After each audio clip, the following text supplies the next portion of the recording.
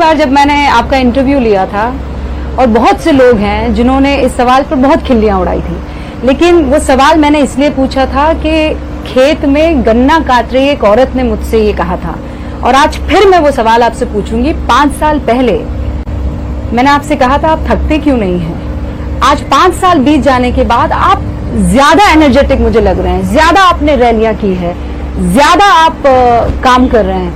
आप वाकई थकते क्यों नहीं हैं? पहले जब तक माँ जिंदा थी मुझे लगता था कि शायद बायोलॉजिकली मुझे जन्म दिया गया है।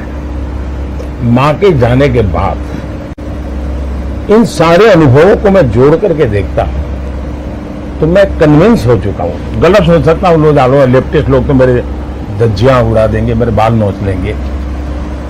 मैं कन्विंस हो चुका हूं कि परमात्मा ने मुझे भेजा है। ये ऊर्जा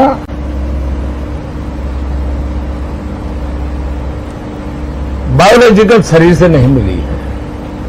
ये ऊर्जा ईश्वर ने मुझसे कुछ काम लेना है, इसलिए मुझे विधा भी दी है, इसलिए मुझे सामर्थ्य भी दिया है, इसलिए मुझे नेक दिली भी दी है, और प्रेरणा भी वही दे रहा है, पुरुषार्थ करने का सामर्थ्य भी दे रहा है।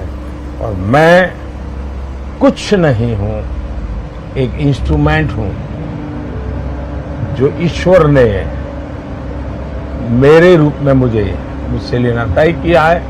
और इसलिए मैं जब भी कुछ करता हूं तो मैं मानता हूं शायद ईश्वर मुझसे करवाना चाहता है। क्या परिणाम होगा चिंता छोड़ो, मैं सिर्फ ईश्वर को समर्पित हूं। दूसरा, लेकिन उस ईश्वर को मैं देख नहीं सकता हूं, तो मैं भी एक पुजारी हूं, मैं भी एक